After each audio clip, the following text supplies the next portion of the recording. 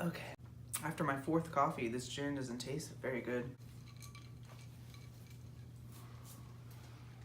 Alright, so I thought we'd do another weekly movie news update, talk about some of the stuff that has surfaced this week about movies and TV shows and whatever. I didn't make the list, so we'll see. Well, the first thing I have isn't really movie news, but I thought it was kind of creepy when I came across the headline. And I think we knew it, but apparently Lucasfilm has digital scans of all of its major actors. So if someone were to die in the middle of a movie, they could bring them back digitally, which I thought was kind of creepy. It's kind of awkward. You kind of sold your digital soul to, like, Disney. You know what I mean? It's like, if I die, you still have a copy of me. A cyber copy. That's kind of weird. Didn't they do a Black Mirror episode about that? Like, being cyber copies being, like, real? It was like the USS Callister. Oh, It's yeah. like, oh, you make a copy digitally. And they're sentient. They're real. But I don't know. Maybe I'm I'm ranting now. But that is kind of weird. I wouldn't be surprised if they do use a Princess Leia, CGI double since she's gone. So we'll see. So this next one is about Disney, again, Marvel. But there's rumors that they are working on an Eternals movie. The Eternals? The Eternals. Okay. Cool. I don't know what that is though, so I was hoping you could explain. The Eternals are kind of like, they're kind of like the mutants in the sense where they're all like, their ancestors were biologically like spliced, like they were enhanced by the Celestials a long time ago, and so they're this race of like super space gods pretty much, and they have their own deal going on. But they're able to live a lot longer than the X-Men, like mutants. Like they live a long time. They face off against the X-Men. They've had members join the Avengers, so I think it'd be kind of interesting if they're not going to do like X-Men, they could do the Eternals. I feel like that's. Are they similar to Inhumans in any way? I think the Eternals are the people that Thanos is a part of. Like, I think all the Eternals live on Titan, where he lives. So technically, like, Thanos is an Eternal. But Thanos looks the way he looks because he's also got deviant shit going on in him. So, a long time ago, whenever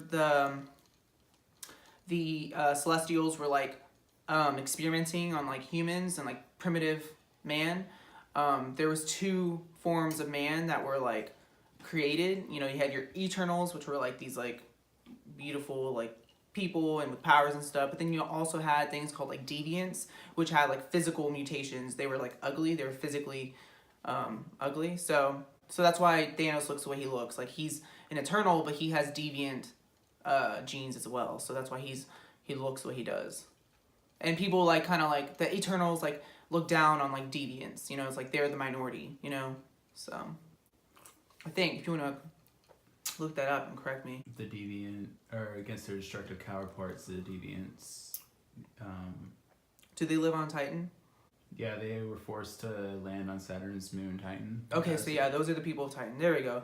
So this would be kind of like Marvel's answer to DC's New Gods. So if you don't know anything about the New Gods are kind of like the Eternals. Like they live out in space, a group of extraordinary people. They kind of just stay away from like Earth and stuff because we just like are fucked up. And so I don't know if y'all heard, but like DC's planning on making a New Gods movie for their DC universe. So I think this is funny that Marvel's like, oh, they're making a New Gods like movie. Like we should make the Eternals because like they're pretty much the same thing, But I don't see how that's gonna work because we know that in Avengers: Infinity War, Titan has been destroyed. Like the people in Titan were all killed off, and that's why Thanos is doing what he's doing because he's seen what his society and culture succumbed to, and he's trying to prevent that from happening to a lot of people. So I don't see how an Eternals movie would work. Like, is it going to be set in the past when they were all alive, or maybe the Eternals don't live on Titan anymore? They live on a different planet. I don't know. I just think they're gonna do some weird shit after Avengers 4. We'll see.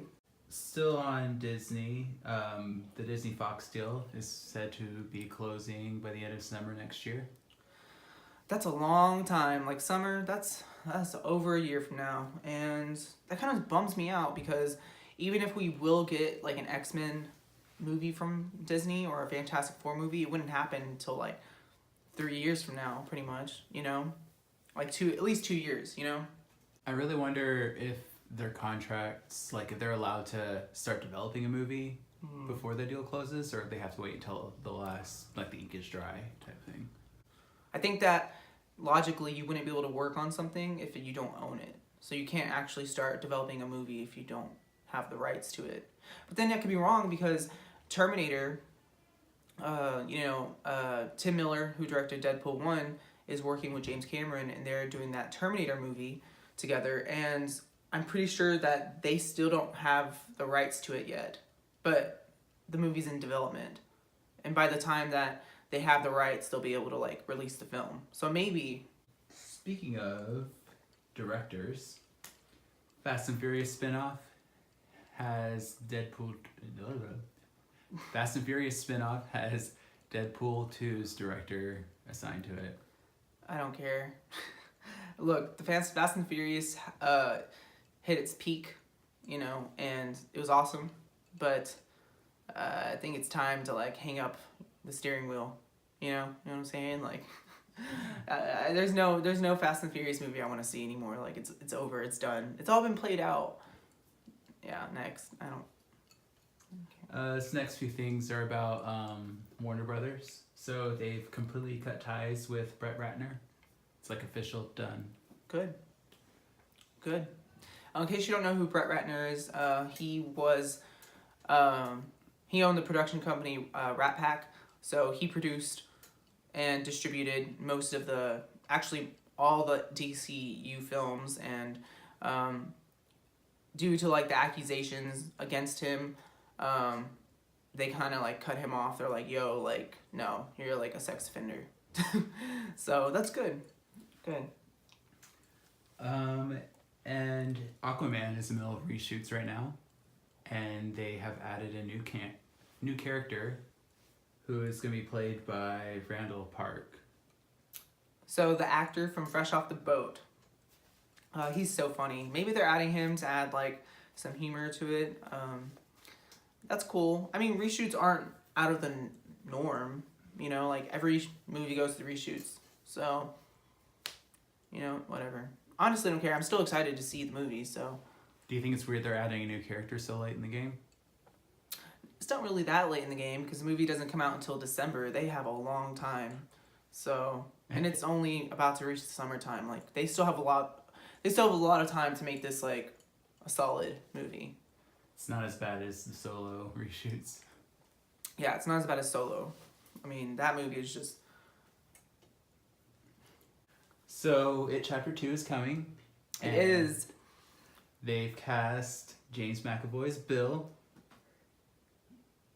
Put aside the shade, like, I can see it, I guess. You know, Bill ends up becoming a writer, and I could see James McAvoy kind of being like that, like, it's not who I would have picked for Bill, because Bill's the leader of, you know, the group, and James McAvoy just doesn't seem like a leader to me. I mean, I know he was like Professor X and stuff, but to be honest, I would never actually saw anything that proved to me that he was actually a good leader of the X-Men. Like, what did he do that actually made him a good Professor X? You know what I mean? Okay, whatever. So many people are gonna hate me for that, but yeah, it's fine. That's fine, I guess. And Bill Hader's gonna be Richie. Which I kind of already wanted anyway. I feel like Bill Hader would play an amazing Richie because, come on now, it's Bill Hader. He's so funny. And, you know, Richie ends up becoming a full, like, time comedian. Or I think in the book he ends up becoming, like, a radio host or something. But then in the 90s movie, he becomes, like, a full-fledged, like, TV personality. So I feel like Bill Hader is the perfect person for that. And the last thing I have is about some sequels that are coming, which, you know, the world needs more of sequels. Atomic Blonde 2 is in the works. Okay. I mean, I liked the first one, but I feel like it didn't really do well at the box office, so I don't know why they would do a sequel to that, but sure, why not? Charlize Theron is the woman, man. She's the woman. Like, I'll watch her do anything. Jumanji 3. You know, I didn't hate this Jumanji sequel, but it just don't think there needs to be another one.